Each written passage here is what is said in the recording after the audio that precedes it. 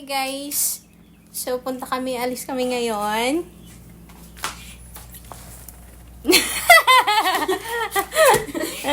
Let's go! Alis kami ngayon, punta kaming bank. Oh, look what I'm wearing. At, So what I'm wearing. ha? Ha? Iloilo? You have that one? Did you bought that when you went to Iloilo before? Yeah, when I went to see. So, punta kami sa bank kasi. What is this? Why is it your charger looks like this? Because it's all worn out. I have one. But that's my phone. His phone, we're charging it. So Really old. let's see what they say about. To see what they say. Yes. So, punta kami tag dito. Bank kasi kailangan ng sa requirements sa adjustment status ko. At punta kami sa tag dito, yung sa phone store para magpagawa ng phone line sa cellphone ko, pero titignan kasi parang yung cellphone ko hindi compatible for open line, right babe? My phone is not compatible. Or we're gonna go there and talk to them if they gonna what do you call it one? Can I have a phone line using this phone? My Yeah. phone. So yun. Hirap mag-English. So yun. So sana Nosebleed. sana magawa ng paraan kasi pag hindi, naku, kailangan pang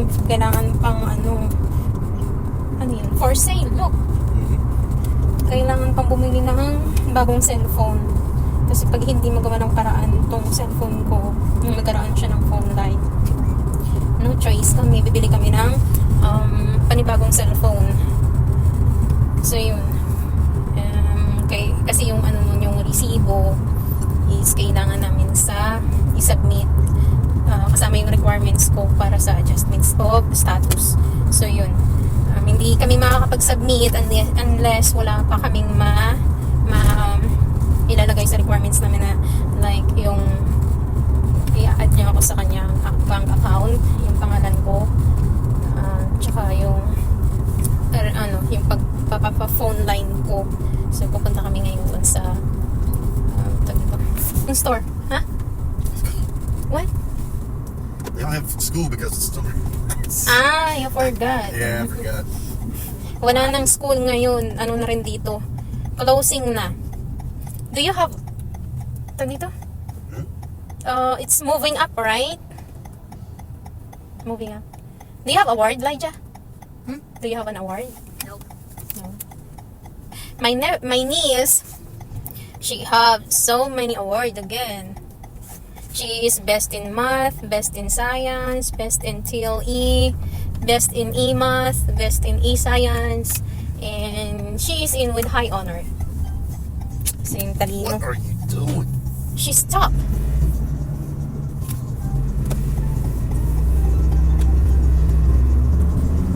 She's an old woman, babe. That doesn't matter. Then she needs to not be driving. Kasi may mga driver talagang ganun eh. Yung biglang humihintog sila. So yun, pag hindi ka alerto, mababangga mo yung likuran nila. So, kaya minsan hindi. Kaya ako, naalala ko pag ako na mag-aaral ng tapos first timer, siguro ano pa naman ako, kabado, kinakabahan.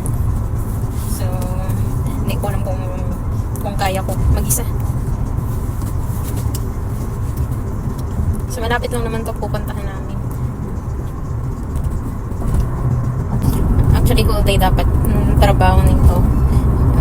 Asawa ko kaso lang half day siya para maasikaso na naman. Kasi bukas wala namang opisina yung bangko dito. Parang tulad lang din dyan sa Pinas.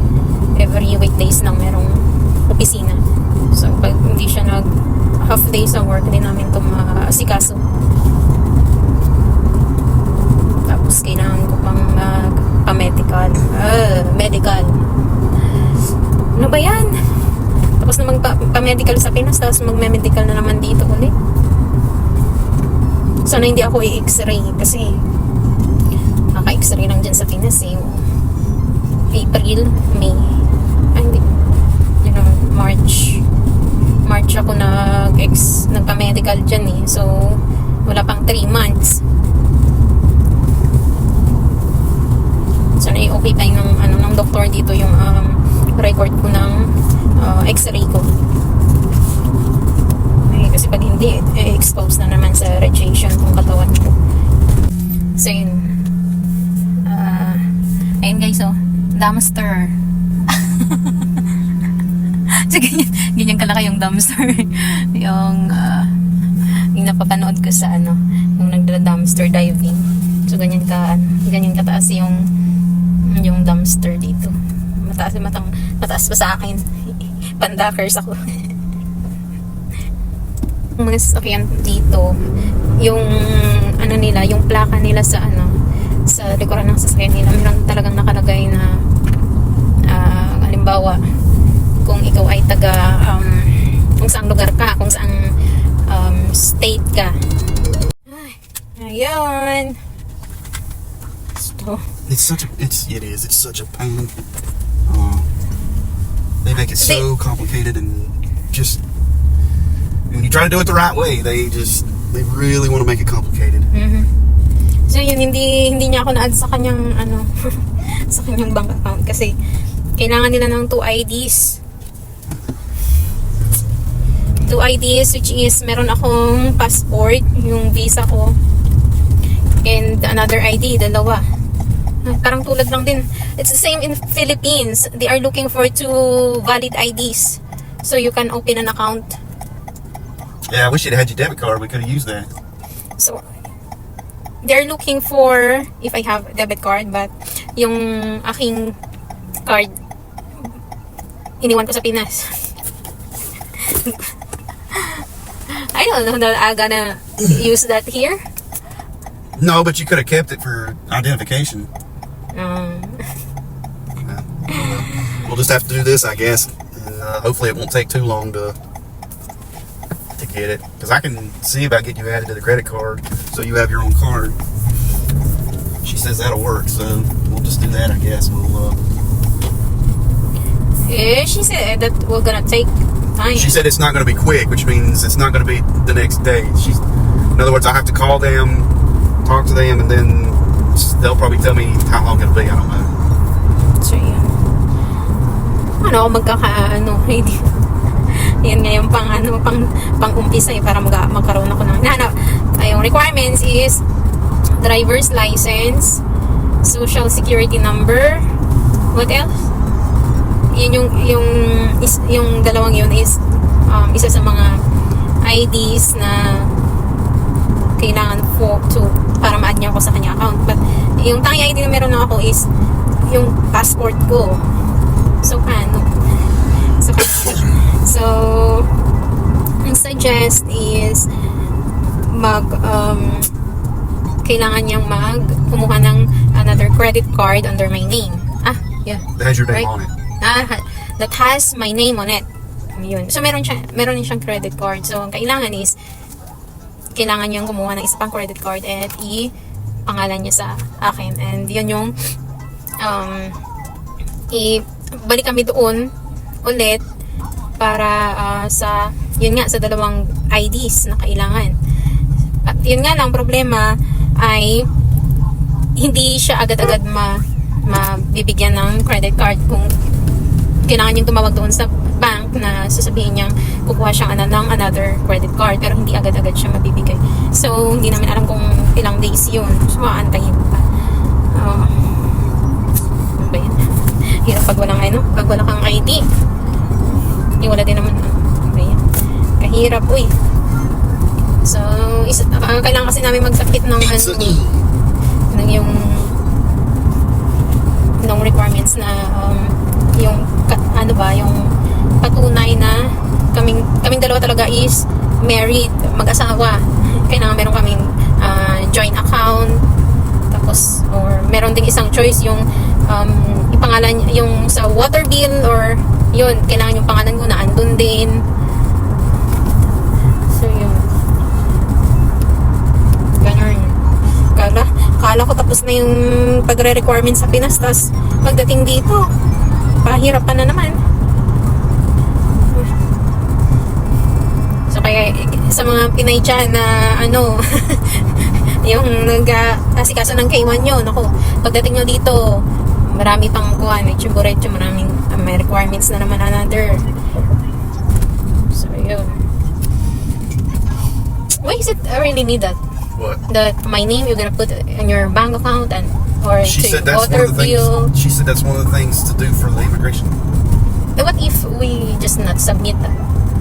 I don't know. She says that's one of the things that they want to see. They want to see evidence of us being together, like it's a actual legit. I mean, the marriage is not enough. It's got to have. They want more than that.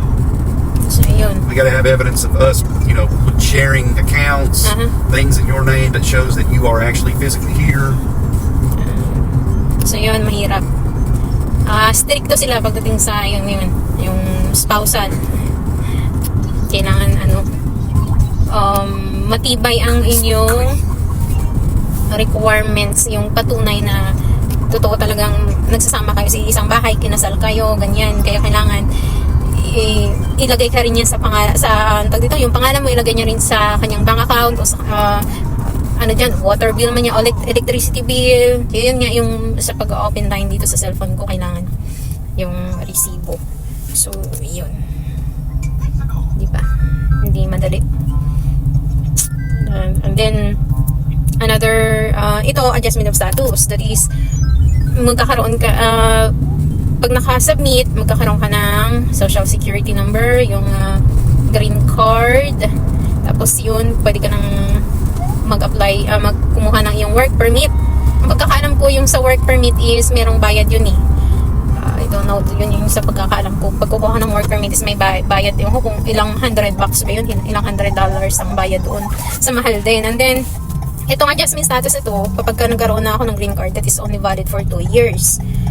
So, before mag-expire yung aking green card, 2 years before siya mag-expire, kailangan na naman mag-asikaso ng requirements na naman. So, yan yung sinasabi nilang removal of condition. So, I think yung after ng 2 years is 10 years na. So, yun, after mo makakuha na nung green card na yan, valid for 10 years. So, ayun, pwede ka nang mag-apply for citizenship. After 3 years, pag spousal. So, 3 years na card holder ka, pwede ka na mag-apply for US citizenship. So, yun.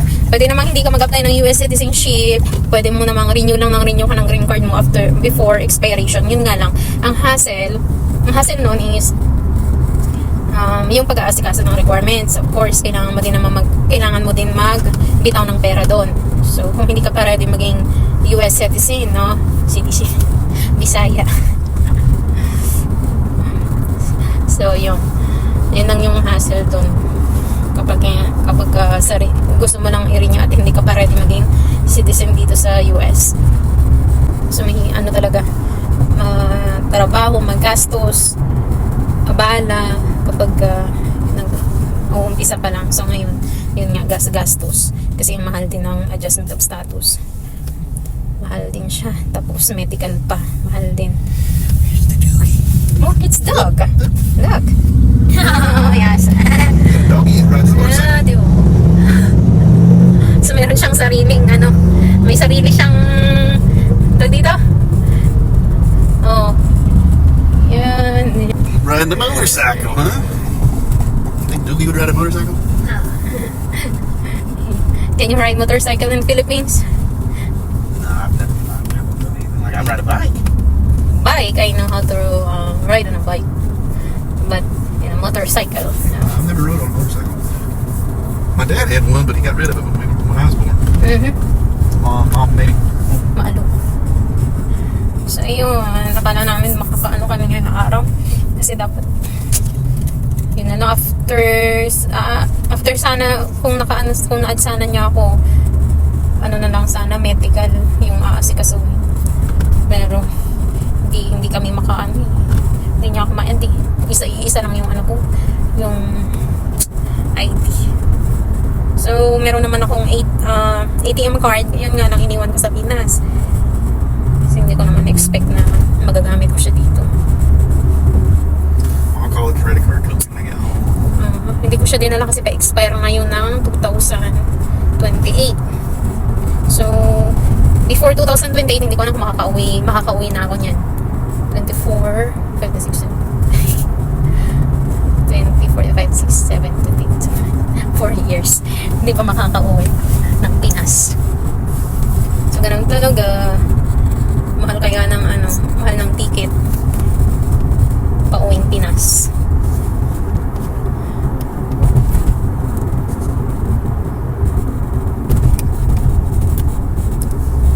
I didn't eat lunch, you know. You didn't? No. What? Hindi ako kumain ng tanghalian, kaya nagugutom na ako. When will you eat lunch? Because I'm not yet hungry. Are you hungry? Huh? Are you hungry? I can feel it now. What about you, bud? I already ate. You already. Lunch or dinner? What do you want? Huh? What do you want? I have rice in the house. You just gonna eat at home? I have fish. Alright. Meron akong laswa. Where are we going now? To the phone place to talk to them, see what we can do about getting you a phone line. Me too. And him, if it's possible. So, ang problema lang nito kapag hindi compatible yung cellphone ko for open line. Ay, naku. Another, na naman to, gastos. Kasi pag hindi compatible, at hindi magawa ng paraan, bibili ng panibagong cellphone. Hindi another, na naman. Are you okay? Kawawa naman yung asawa ko sa... Kawawa naman siya sa gastos. Ganun talaga.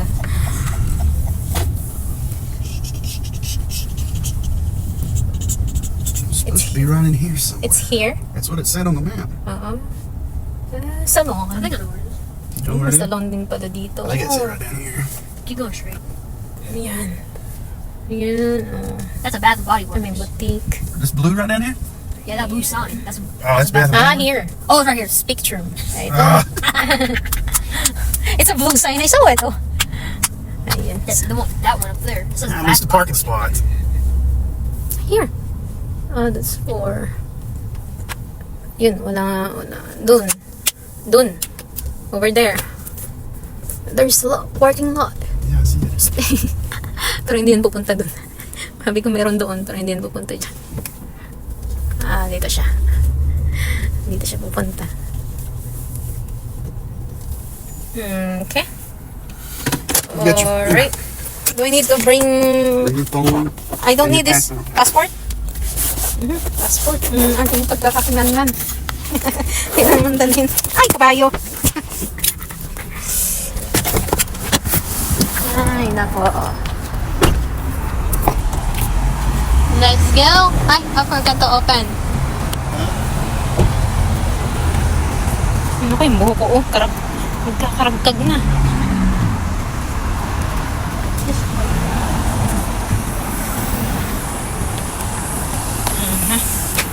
So,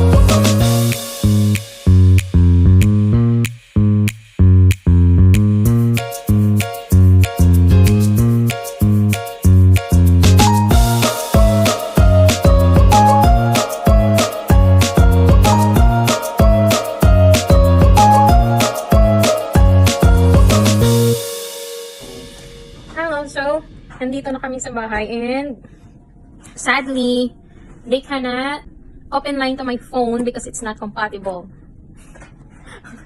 So, hindi daw compatible yung phone ko kasi hindi ko alam kung bakit hindi compatible. So, yung phone ko is binili ko siya dati sa Taiwan. Nung nag-work akong Taiwan. So, nung tinignan nila yung sa computer is walang company. So I don't know how it works. Pero hindi siya compatible para ma-open line siya yung phone ko.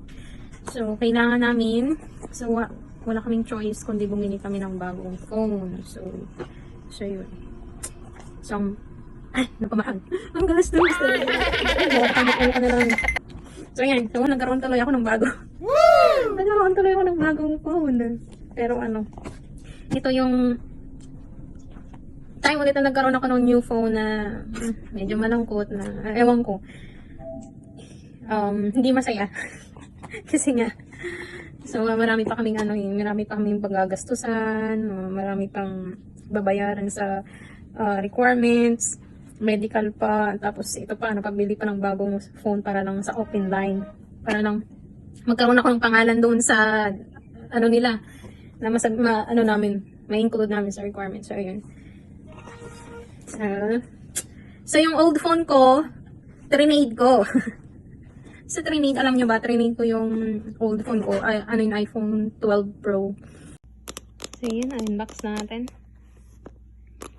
Actually, nabuksan na to eh. Nabuksan na to doon. So, ayan. So, color pink. Color pink yung aking. Ay, sorry.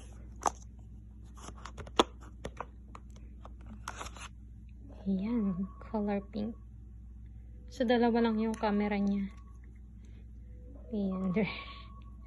So, yun. Eh, wala siyang ewan ko kung may charger to. It didn't comes with a charger, babe, right? It's just only a cord. Is it not a charger in it? No. So, ano ito? Type C? Type C yung kanya. Is it Type C? Cord, charger. Hala?